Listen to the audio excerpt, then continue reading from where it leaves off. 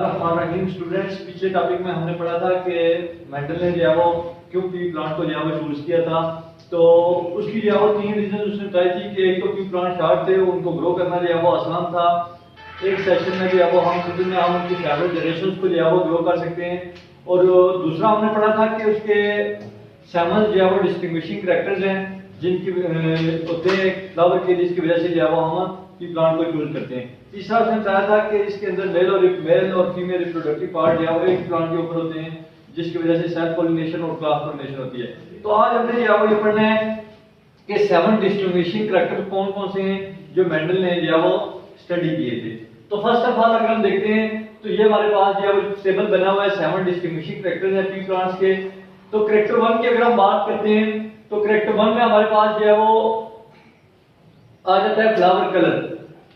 Flower colour जो है वो पर्पल भी हो सकता है पी प्लांट का और व्हाइट भी हो सकता है। अगर हम दूसरा बात करते हैं दूसरे कैरेक्टर की तो उसका जो है वो सीड कलर आ जाता है। तो सीड कलर येलो भी हो सकता है और ग्रीन भी। तीसरा आ जाता है सीड की शेप। तो सीड की शेप जो है वो राउंड भी हो सकती है और रिंकल भी। राउंड कौन सी होती है? जो गोल होती है, और रिंकल जो होती है जिसमें जो है वो झुर्रियां होती हैं। आगे हम बात करते हैं जो फोर्थ इसका जो ट्रेड है पार्ट कलर है, तो वो ग्रीन भी हो सकता है और येलो भी। पार्ट शेप है फ्लैट हो सकती है या फिर जो है वो कंस्ट्रिक्टेड रिंग्स बने होते हैं उसमें। और पांचवी जो छठी कैरेक्टरिस्टिक्स है इसमें फ्लावर पोजीशन है वो एक्सियल है या फिर जो है वो टर्मिनल, यानी या बेस के ऊपर जो शूट है उसकी बेस से निकलेगी या फिर जो है वो टिप से जो है वो ग्रो करेगी। और आगे आ जाता है कि प्लांट की हाइट, लास्ट फैक्टर हमारा। तो प्लांट की हाइट टाल भी हो सकती है और कुछ प्लांट जो है वो इसके शॉर्ट है या जिसको हम जो है वो ड्वार्फ भी कहते हैं। ठीक है, तो ये थे हमारे पास जो 7 कैरेक्टर्स हैं। अब वो क्वेश्चन कैसे पूछेगा कि describe 7 distinguishing characters in P plants studied by Mendel. के मेंडल ने जो पी प्लांट्स के जो डिस्टिंग्विशिंग कैरेक्टर्स बताए थे उनको जो है वो बताएं। तो फिर आपने जो है वो ये सारे ट्रेड्स बताने हैं। अब जो है वो आगे क्या कहते हैं कि जब ये ट्रेड्स जो है वो मेंडल ने 7 ट्रेड्स बताए तो उसने जो है वो क्या किया, मेंडल ने इन ट्रेड्स को जो है वो 1 बाय 1 करके जो है वो उनको स्टडी किया। उनको स्टडी कैसे किया कि उनकी जो है वो फर्स्ट ऑफ ऑल जो है एक ट्रेड की बात करें, उसने फ्लावर कलर लिया तो उसकी ट्रू ब्रीडिंग कराई, फिर सीड कलर लिया उसकी ट्रू ब्रीडिंग कराई। इसी तरह जो है वो सीड शेप की, पार्ट कलर, पार्ट शेप की, सबकी जो है वो उनकी उसने ट्रू ब्रीडिंग कराई।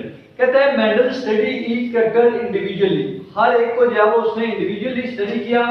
First he got true breeding varieties of each trade, यानी हर कैरेक्टर की जो है वो उसने क्या किया, पहले ट्रू ब्रीडिंग वैरायटीज को जो है वो कलेक्ट किया। कहता है कि ट्रू ब्रीडिंग्स क्या होती हैं। अब उसने आगे ट्रू ब्रीडिंग की डेफिनेशन बताई है।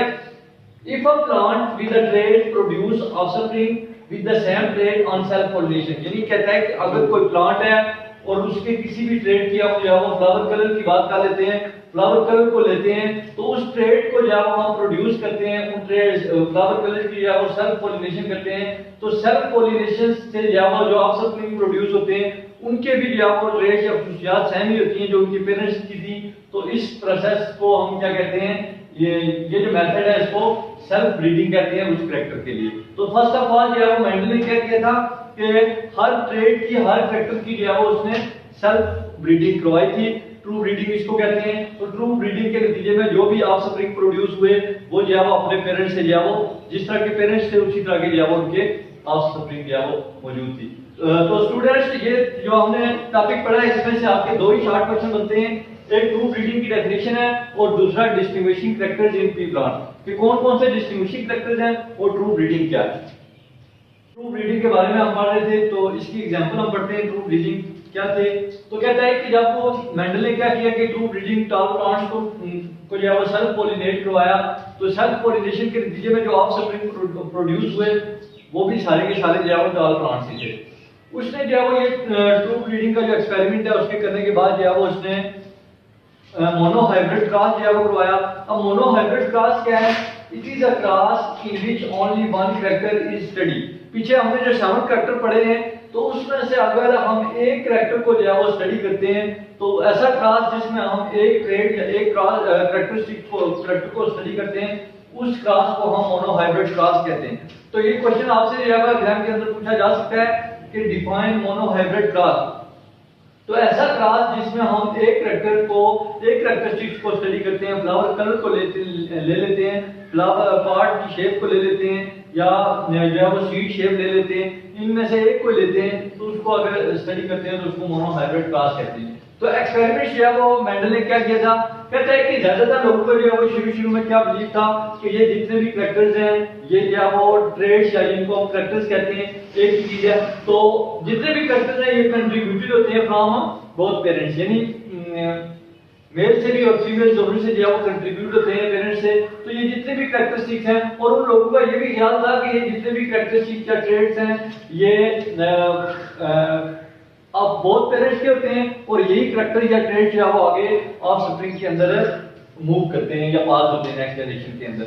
एग्जांपल में वो क्या कह रहा है कि अब जो है वो पहले हमने करवाया था टू ब्रीडिंग, जो करवाए थे वो सेल्फ पॉलिनेशन थी, यानी टाल प्लांट को टाल प्लांट के साथ प्रवास हुआ था। अब नेक्स्ट जो उसने एग्जांपल में बताया कि क्रॉस मोनोहाइब्रिड क्रॉस क्या है कि उसने एक ट्रेड दिया है और उसने जो इस जो ट्रेड लिया है क्रॉस करवाया मोनोहाइब्रिड क्रॉस, वो क्रॉस पॉलिनेशन के अंदर अब कहता है कि उसने क्या लिया है, टाल प्लांट का क्रॉस करवाया है किसके साथ, शॉर्ट प्लांट का। तो जब ये जो वो जर्मिनेशन हुई है, सीड जो है वो प्रोड्यूस हुए, तो ये जो टाल प्लांट है ये भी ट्रू ब्रीडिंग है, और ये भी जो शॉर्ट प्लांट है ये भी क्या है, ट्रू ब्रीडिंग है। तो ख्याल लोगों का ये था कि जब हम जो है वो टाल प्लांट और शॉर्ट प्लांट को जो है वो क्रॉस करवाएंगे तो जो प्लांट्स प्रोड्यूस होंगे, ऑफस्प्रिंग प्रोड्यूस होंगे, उनका साइज जो है वो मीडियम होगा। लेकिन ये ऐसा हुआ नहीं, बल्कि जब उन्होंने क्रॉस करवाया मेंडल ने टाल प्लांट का शॉर्ट प्लांट के साथ जो है वो जब उसने क्रॉस करवाया तो जितने भी जो ऑफस्प्रिंग थे वो सारे के सारे जो है वो टाल थे। तो ये जो ट्रू ब्रीडिंग टाल प्लांट और ट्रू ब्रीडिंग जो शॉर्ट प्लांट्स है, इसको उसने जो है वो पी जनरेशन का नाम दिया, पेरेंट जनरेशन का जो है वो नाम दिया। जब इनकी जो है वो जर्मिनेशन हुई, सीड की जर्मिनेशन हुई, तो जो ऑफस्प्रिंग प्रोड्यूस हुए वो सारे के सारे क्या थे, टाल थे, और इन टाल प्लांट्स को जो है वो उसने क्या नाम दिया, F1 जनरेशन का, फर्स्ट फेलियर जनरेशन। तो ये डेफिनेशन पूछ सकता है कि define P generation, define F1 generation. तो F1 जनरेशन जो ऑफस्प्रिंग थे पेरेंट जनरेशन के क्रॉस पॉलिनेशन के अंदर, उनको जो है उसने वन जनरेशन का, फर्स्ट फेलियर जनरेशन का जो है नाम दिया। अब उसने क्या किया कि जो F1 जनरेशन उसके पास आ गई कि सारे के सारे जो है वो क्या थे, टाल प्लांट्स थे।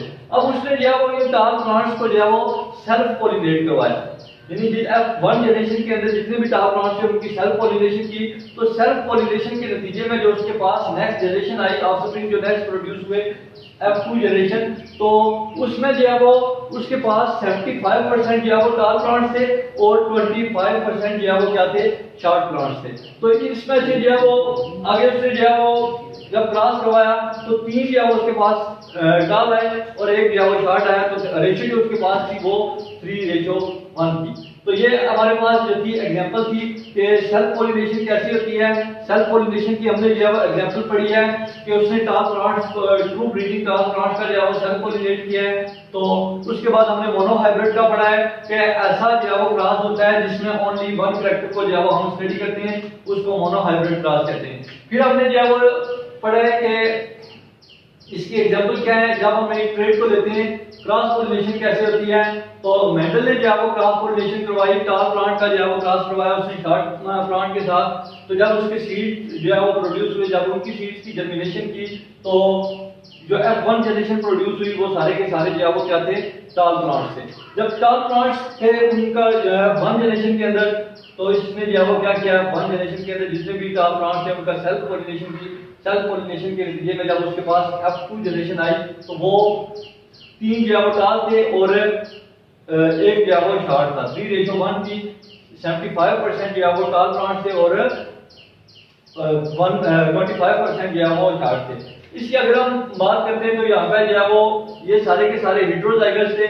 जब F1 जनरेशन के अंदर उसने जो है वो सेल्फ पॉलिनेट किया तो ये होमोजाइगस काल था, ये दोनों हेटेरोजाइगस थे, और ये जो है वो ये भी होमोजाइगस था, ठीक है, शॉर्ट प्लांट था। तो नेक्स्ट चैप्टर के अंदर जो है वो हम मेंडल ऑफ इनहेरिटेंस के बारे में पढ़ेंगे, सेग्रीगेशन और इंडिपेंडेंट असार्टमेंट के बारे में। तब तक के लिए अल्लाह हाफ़िज़।